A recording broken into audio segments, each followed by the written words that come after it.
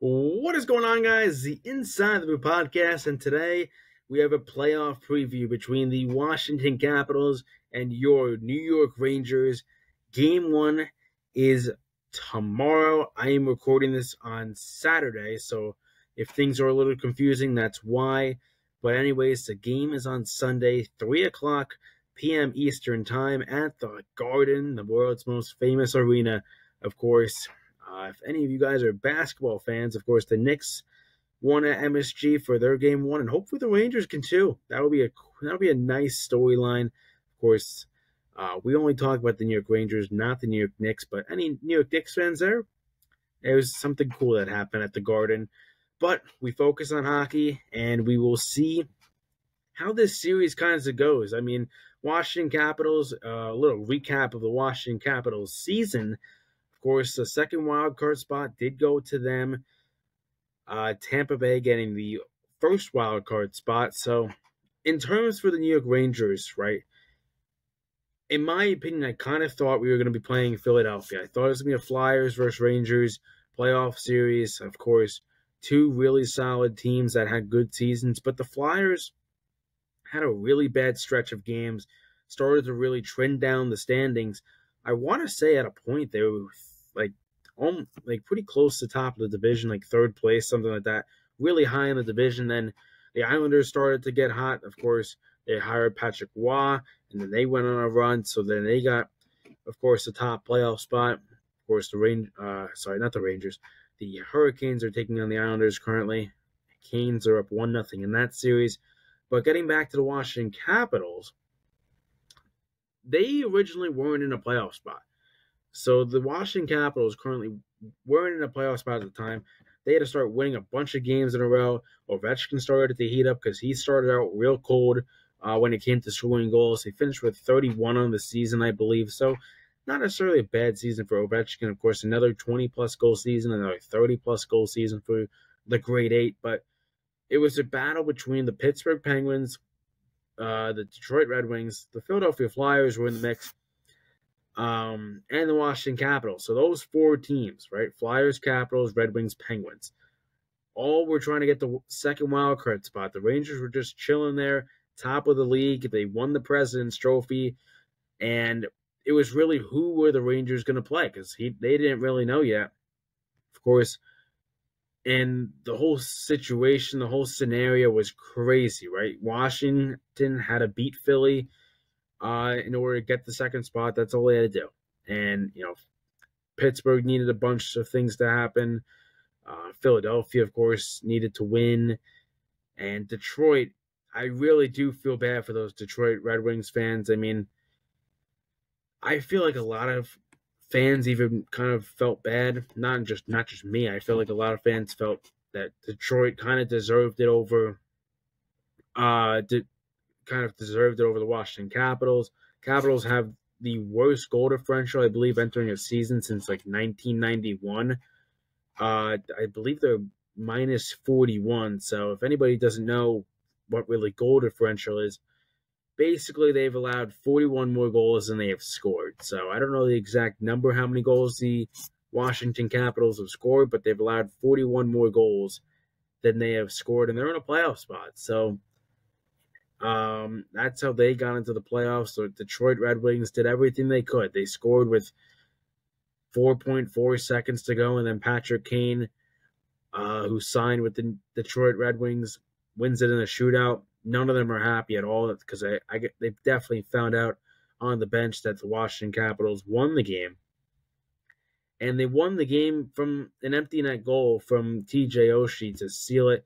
Of course, Tortorella pulls the goaltender, and because they need points and they needed to win in regulation, and TJ Oshie banks it in, goal. Washington's in the playoffs. So, yeah, the New York Rangers take on the Washington Capitals, and there's a lot to break down in this series. I think when it gets to the Washington Capitals and the NHL playoffs in general, anything can happen in the NHL playoffs. When you're in, you're in. Any team can win the playoffs. We've seen crazy situations. The St. Louis Blues in 2019, one of the worst teams entering in January, They found a way to make the playoffs, go on a run. They hired Craig Berube, called up Jordan Bennington. They went on a run, ended up beating the Boston Bruins in the 2019 final. Vegas Golden Knights, they just won a Stanley Cup after only being in the NHL for a few seasons. They entered in 2017, something like that, and they already have a cup in their first 7 years. Tampa just got done with their 2-year in a row Stanley Cup. Nathan MacKinnon finally got a cup. The New York Rangers won the President's Trophy. We all know about the President's Trophy curse and all that. Last time the Rangers won a Stanley Cup was the last time I think they won the President's Trophy in 1994. Of course, in 1994, the Rangers defeated the Vancouver Canucks in that playoff series in the Stanley Cup final. And both teams are in the playoffs now. So, could see a potential rematch. Of course, don't forget to check out my Stanley Cup prediction, who I have winning the Stanley Cup. So definitely take that. Definitely watch that video after you're done watching this video. But getting back to the Washington Capitals, we know Alexander Ovechkin, one of the best players ever to play the game and one of the best playoff performers. This guy can score at an enormous rate, and if the Rangers cannot contain him early and often, it's going to be a long series for them. And I think with the New York Rangers, they've played pretty decent defense this season. I think with the new coaching staff, they've looked more structured. I think with Gerard Gallant, there was a lot of running around and a lot of bad goals that they allowed. I think they've really cleaned that up. And now it's really just playing good defense in front of Igor, letting him see every single shot. And I think that's what's going to make the Rangers successful. Because I think any open shot, you trust in Igor Shesterkin. Any 2-on-1, you give him the shot, and you hope he gets a piece of it with the glove, the blocker, whatever. But speaking of Igor Shesterkin, I guess we'll start with him before we get back into the Capitals. Igor Shesterkin has had an up and down season, right? Start of the year was playing pretty solid, I thought, pretty decent. Got into that All-Star break-ish, kind of started a slump. Then there were games like you would have one good game, like really solid, one goal allowed, some 930 something save percentage, and then in the very next game, he allows like 4. And then, 2 games later, he has another 2 to 3 goals allowed performance, and then after that, he allows like 5. So, his inconsistency this season, but coming off a shutout against the Ottawa Senators is definitely a morale booster, definitely a confidence booster. So to see Igor Shesterkin in good shape heading into the playoffs is amazing. And Jonathan Quick has had a really solid season too. I think both of those guys have been solid netminders. Of course, with Jonathan Quick, preseason did not look very good for Jonathan Quick, but then he started to really pour it on and had a really solid season. I think he finished with a .916 save percentage. Definitely a lot of wins. He's now the American-born most wins as a goaltender, so that's always cool. And now in terms of the New York Rangers, this is a team that won the President's Trophy. They know how to score, but 5-on-5 struggles has been my biggest takeaway. If this team struggles on 5-on-5, it's going to be interesting. I think they can kind of get it away with this series because the Capitals allow a lot of goals. Minus 41 goal differential. So I think they can kind of get away with their 5-on-5 struggles if they do have to rely on the power play a bit. But if they have to take on a team like Florida, Tampa Bay, Carolina, even the Islanders, teams that have pretty decent penalty kills and have good defensive structure, it'll be hard for them to put pucks in the net without relying on a power play and a man advantage. So I think for that New York Rangers, that's a big key, is scoring 5-on-5, playing good 5-on-5 hockey. And I think one Ranger player to kind of call out is Mika Zibanejad. I love Mika. I know he can score at an enormous rate. He had 41 goals a few seasons ago as a New York Ranger. I feel like he's played his best hockey in a New York Rangers uniform. I think he could definitely really start to pour it on in the playoffs. And if he can, that's another goal scorer that the Rangers have.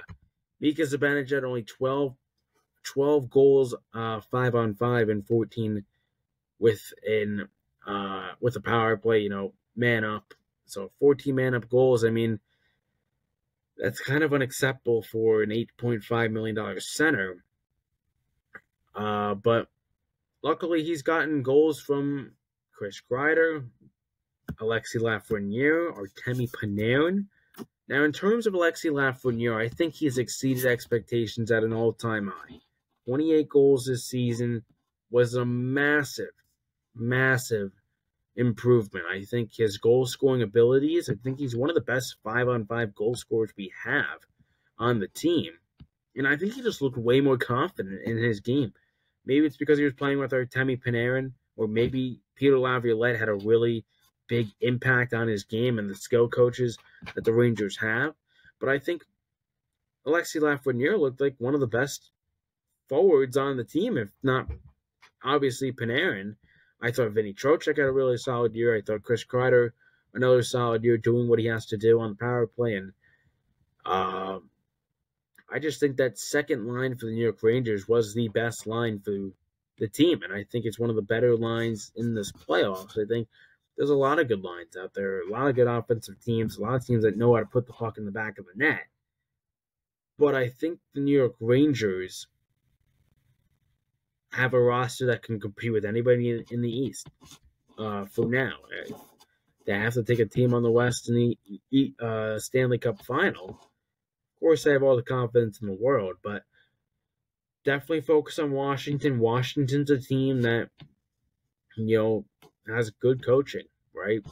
Forgot the coach's name, but he's had a really solid season in his first year. Of course, they moved on from Peter Laviolette. The Rangers moved on from Gerard Gallant. Rangers hired Peter Laviolette, and he was kind of the front runner. And I mean, another thing going back, kind of going on with the coaching is how much Gerard Gallant has set this team back. Because Alexis Lafreniere looked completely different. Artemi Panarin kind of showed that he can score at an enormous rate if he just has the right system. I mean, he put up, 48 goals this year? Probably the best season we've seen him in a New York Rangers uniform since they signed him in 2019, where he had, 95 points. I think it was 32 goals, 65 assists, if my math is correct. But yeah, I think he had a really solid year. And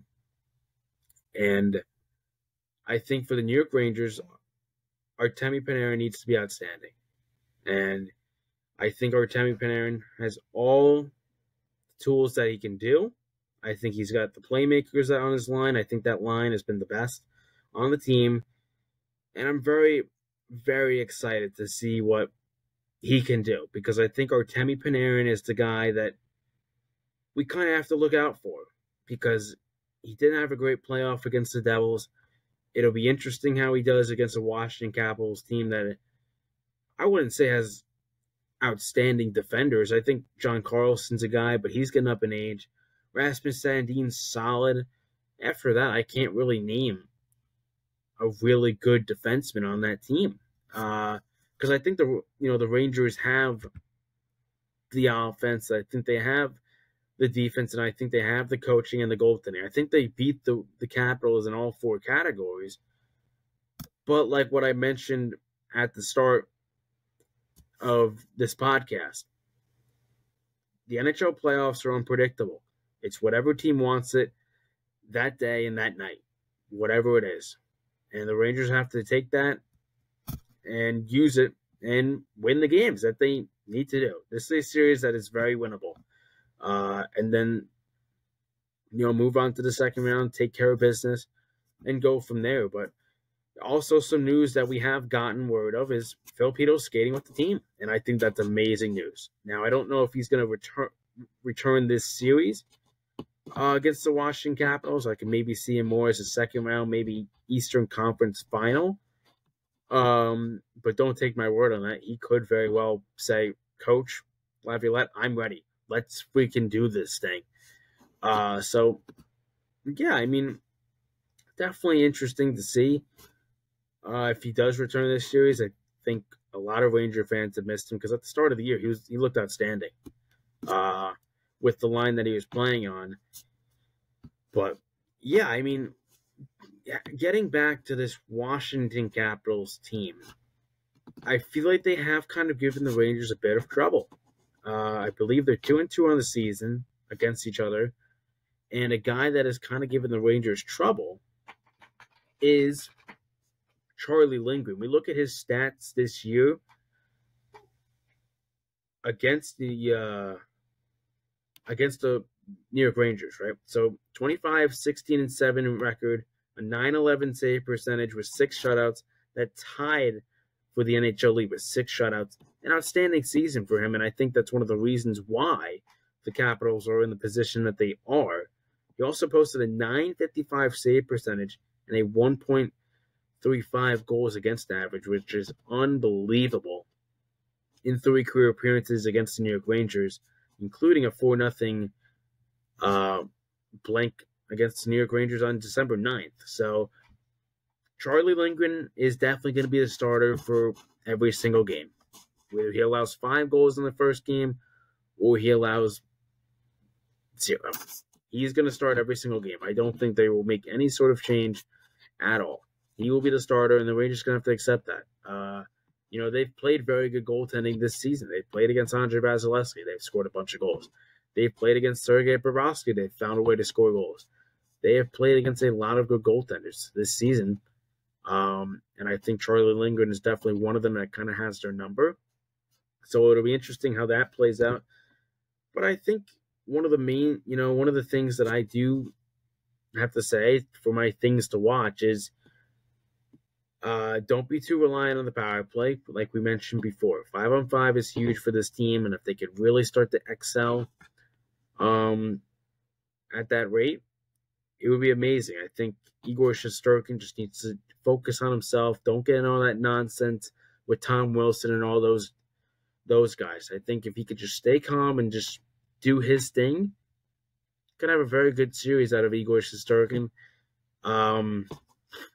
And I think for Panarin, it's performing at the playoff level. We know how good of a regular season player he is, but 46 points in 57 games as a player performer with a -16. So if we can get that Panarin that we saw this year, the 100-point guy, the 48-goal scorer, we could be in for a very good ride for number 10 for the New York Rangers.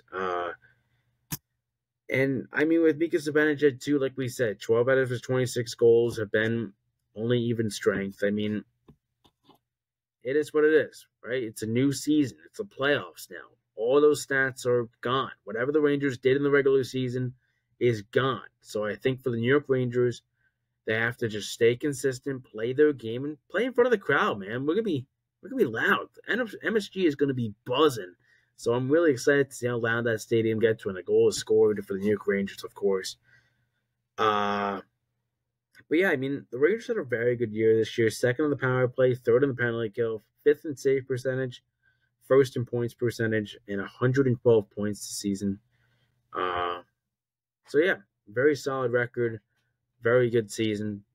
But there's more that needs to be done. They got done with the first mountain. Now we have to climb the second mountain, which is round 1 against the Capitals. Let's take care of business, boys and girls, and whoever watches these videos. I appreciate you guys all. We just hit 100 subs on the YouTube channel, so I appreciate all of the love that you guys have given me. I enjoy making these videos all the time for you guys. Of course, we focused on the New York Rangers, New York Yankees, New York Giants, New York Sports, of course. Those 3 guys, those 3 teams. Much love, but this is going to be a fun series. I'm going to try and go live for some of these games if you guys are interested, whether it's on TikTok or YouTube. I will definitely let you guys know, probably on my Instagram, if I'm going live or just breakdowns of the game 1, game 2, whatever it is. But anyways, guys, that's going to do it for this video, and I will see you guys in the next one. Peace. Yeah.